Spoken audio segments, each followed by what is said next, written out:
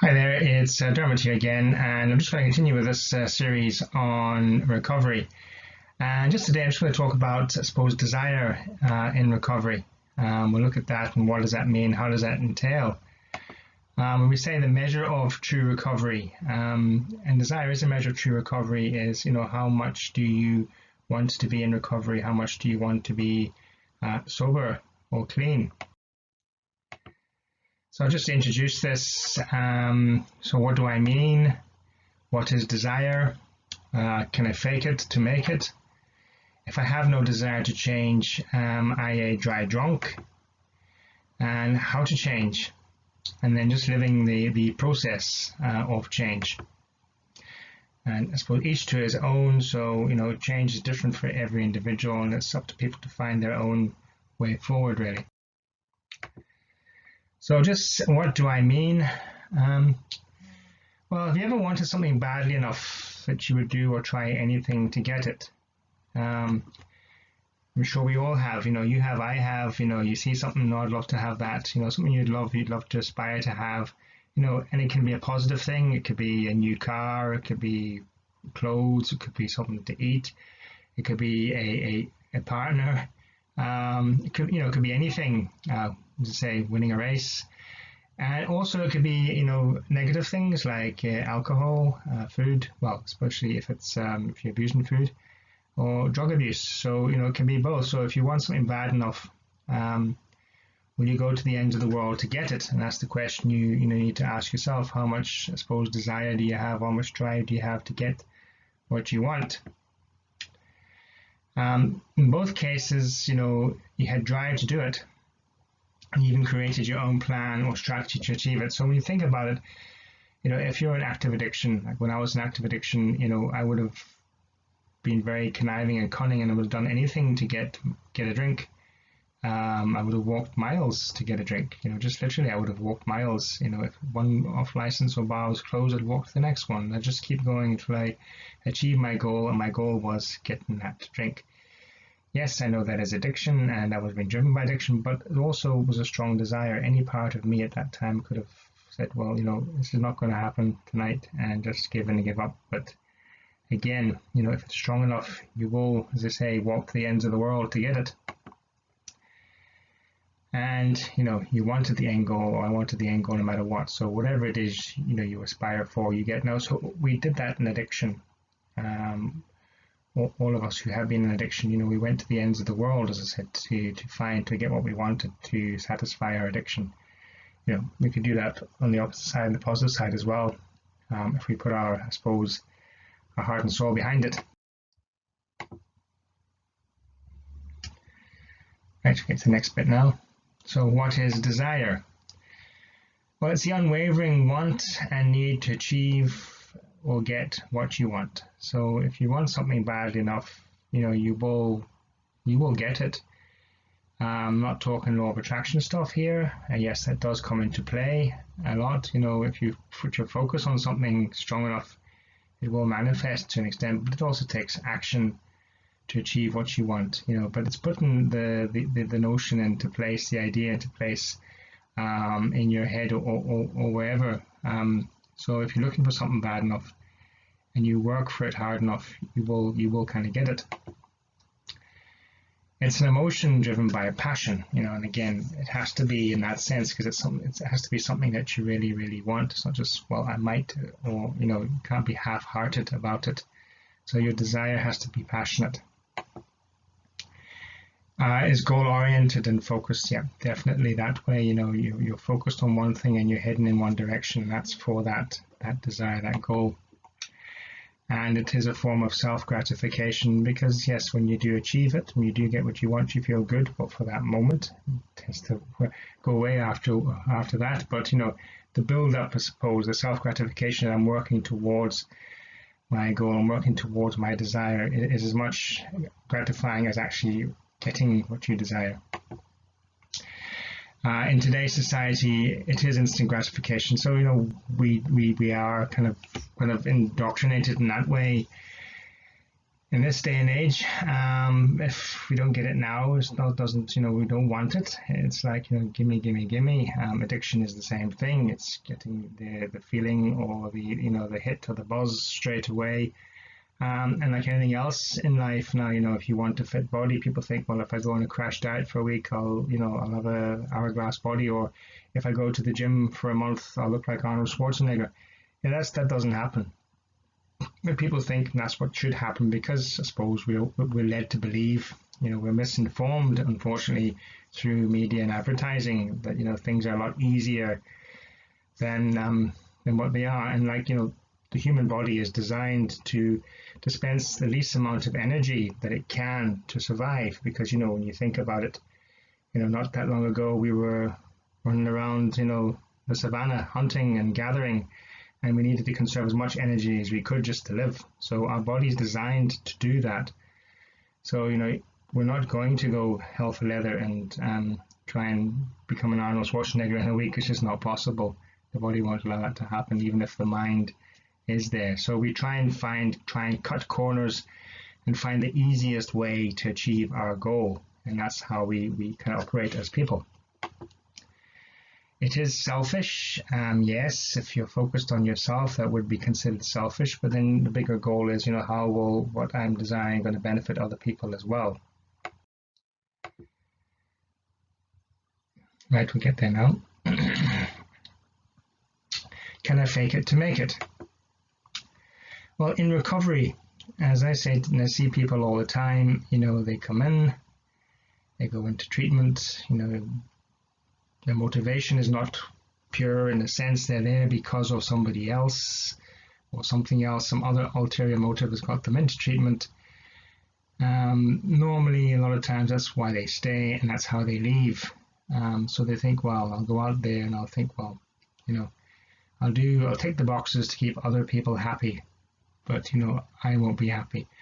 So that is living a lie to yourself, in a sense. You're not being truthful and honest to yourself. If you truly want or think or feel that you're not an addict or an alcoholic, or you don't have a problem, by all means, do what you feel or think, irrespective of what other people think or feel. Because if you don't, you're just living in misery. You're living a lie. So you're faking it, in a sense. As I say, in recovery, if you honestly do not want to get or stay sober, as I said, you're best just waiting until you're ready. And I know that sounds quite not harsh, but it goes against the grain. Everybody wants to try to get everybody back on track, but if a person's not ready, what's the point? As I say, leading the horse to water and all that. And you can't, unless somebody really, really is motivated, and that has to come from themselves. You can help them maybe to see that, but that would be from your perception, not theirs. It's very hard to change people if they don't want to change. So in that sense, if you're going along and you're doing things just to please other people, what you're doing is people pleasing, and that is, again, living a lie. And change is transitional. So if you're still ambivalent, then that's okay. As I say, do a cost-benefit analysis and do it all the time. Really, that's the pros and cons. What did the drinking give me and what has it taken away from me? And if you do that honestly, you will start to weigh it up. And, you do it a few times, and sometimes it'll weigh one way, sometimes it'll weigh the other. But over time, it will weigh that you will start to see, yes, it's probably taken more away from me than what it is giving me, if I'm honest with myself. Once you start to eliminate all those kind of doubts, you do reinforce your beliefs about, whether you should or shouldn't, and then that kind of reinforces the desire to say, well, I want to go in that direction. And there's no such thing as the perfect recovery, and never believe that, because recovery is an ongoing process. It's life. Life is an ongoing process. So you can't have the perfect recovery. You hear people talk about, I got the perfect wife and I got the perfect house and I built the $1 million business and all this kind of stuff. But are they happy? You don't know. You don't know what happens behind their walls. But there's no such thing, because recovery is an ongoing thing. You're going to have good days and you're going to have bad days, and that's just the way it goes.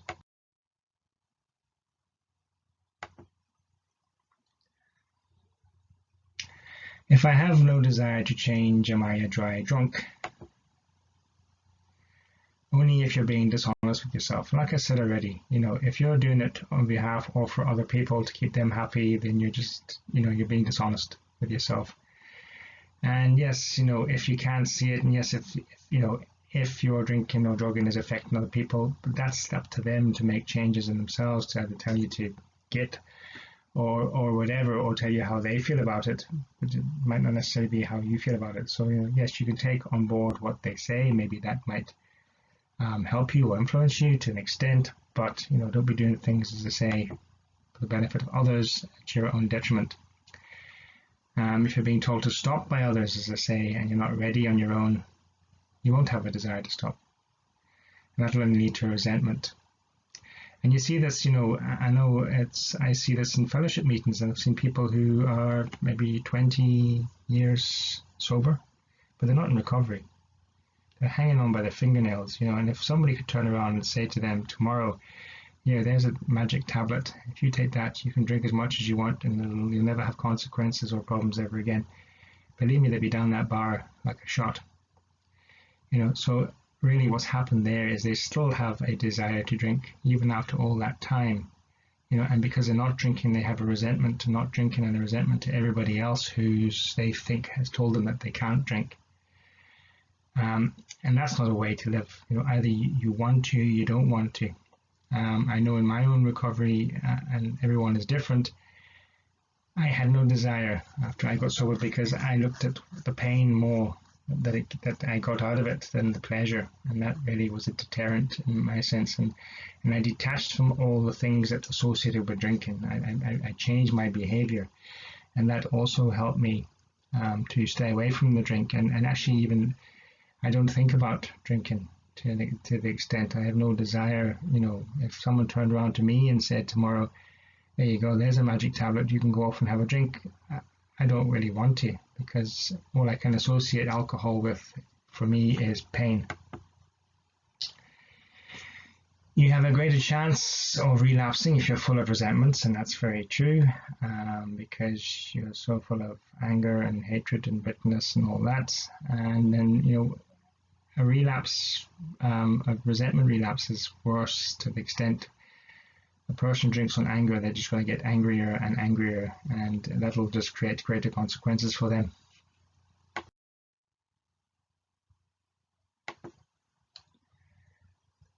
How to change?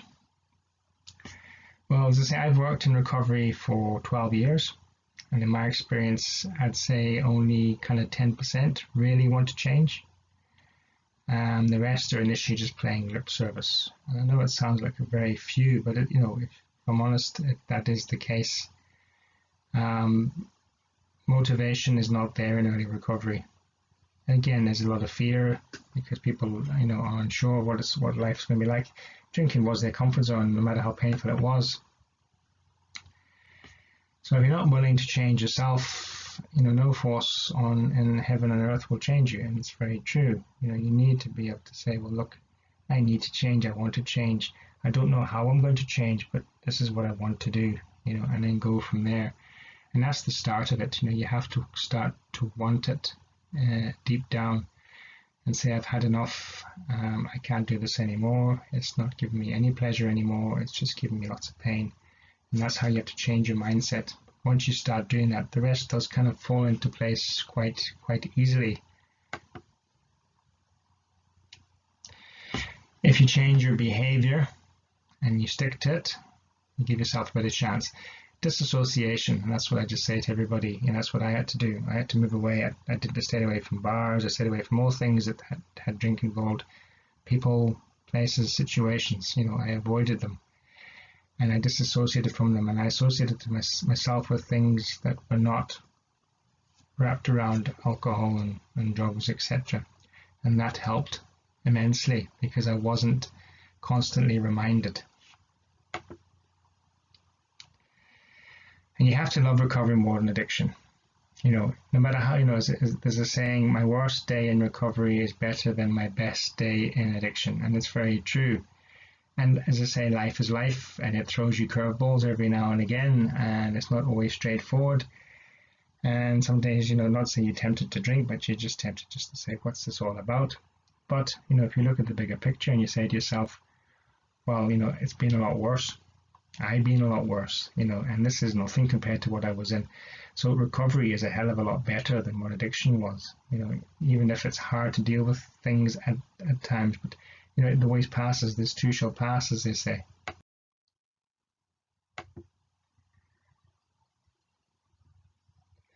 Right, so living the process.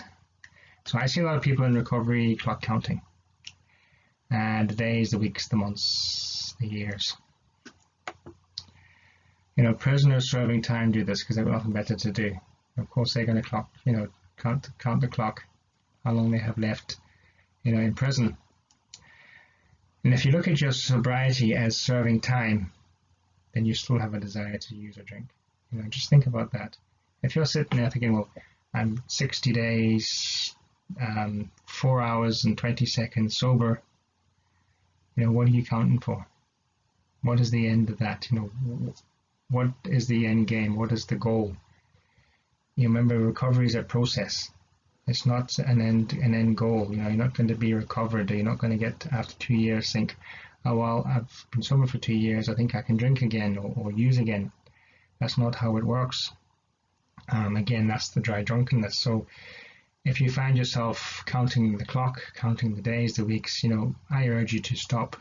I know a lot of fellowship groups do reward people for time, like a year or a month. That's okay to an extent, especially in early recovery, because it's something to work towards. But to continue doing that further on is actually not good for you at all. So recovery happens for you. It's not happening to you. So, it's what you put in is what you get out. And you might not know what you're going to get out. And at times, when you change your routine, you change your habits, what you're putting in, it becomes automatic as well. It doesn't really take that much effort or thought. It's just a change. But you do see the benefits. The benefits do happen. And living one moment at a time and appreciating each moment as you have it consistently, and that's very hard. It's a very simple concept, and animals do it. And they're not worried about where they're going to get the next meal or who's going to be hiding around the next bush. They don't have regrets of yesterday or, oh, it wasn't a terrible day yesterday because I didn't catch my food. They just live in the moment. We could easily live in the moment. And if you've ever heard of an author called Eckhart Tolle, and he does a lot of the Power Now books, suggest you read one. But it is a great concept in the sense that we do just only live in one moment, and life is made up of moments, and we have to focus on this moment because no point in living in this moment and worrying about the next moment because we're not there yet. So that's how you can break it down. Just focus on the now, really, as much as you can.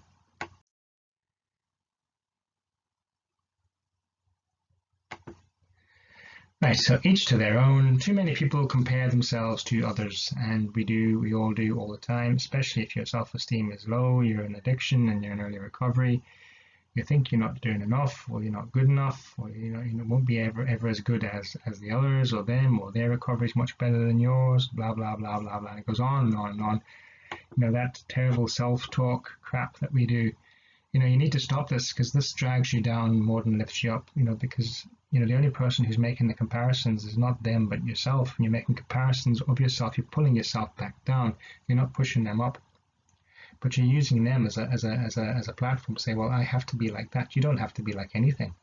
You just have to be like you. As I say, everyone's recovery is different, so your recovery can be different to someone else's recovery. What works for you might not work for somebody else and vice versa. So you have to just say, well, what's working for me? And whatever's working for me, do more of. And whatever's not working for me, do less of, or just drop completely. As I say, doing what works for you, learning through trial and error. And mistakes, everybody dreads mistakes. They think, oh, it's terrible if I make a mistake. I'm a bad person and, I'll never be forgiven. I'll never forgive myself. And it's the end of the world. And, that's how we learn in life. We learn through our mistakes more than things we do right. And when you think about it, you go back and think in your life, I bet you can remember every big mistake you've made. and I bet you never made it again. Whereas things you did right, I bet you can't remember half the things you did right. So remember that, and that's how we learn, that's how we move forward, because you're not going to repeat something that, caused you a lot of physical, emotional, whatever kind of pain. You're not going to do it. And keep doing what works for you, as I said, and stop what doesn't. So if it works for you, keep doing it. If it doesn't work for you, don't do it. Simple as that. And when getting advice from others, and a lot of people do love to dish out advice, and a lot of it is good, and do take on what other people have done because it can help you. But as I say, take what you need and leave the rest behind, because not everything is going to apply to you. So don't be taking things on board that don't apply to you at all, because you're just going to get yourself confused. Right, just sum this up. So addiction and recovery can be fickle. It can be. One can be as fickle as the other. They're very unpredictable. Recovery can be unpredictable as much as addiction. It's new territory for nearly everybody. It has its ups and downs. But if you truly have that desire to stay sober, you will. It's as simple as that. You will have that. If you have that desire, if you say, I do not want to go back using or drinking again, I do not, and you say that to yourself, I want sobriety, and just keep saying that to yourself, I want to stay clean and sober, I want recovery, I want sobriety, and you will. But once you start to doubt that, you're in trouble. So as I say, both are as unpredictable as we are and as life is, and you don't have to control your recovery or prove yourself to anybody else. You don't, just let it happen in most cases, as long as you have that will and desire to stay in recovery. What works for you is what works for you, and what doesn't work for you doesn't. And as I said, living in the present is the greatest gift you'll ever get.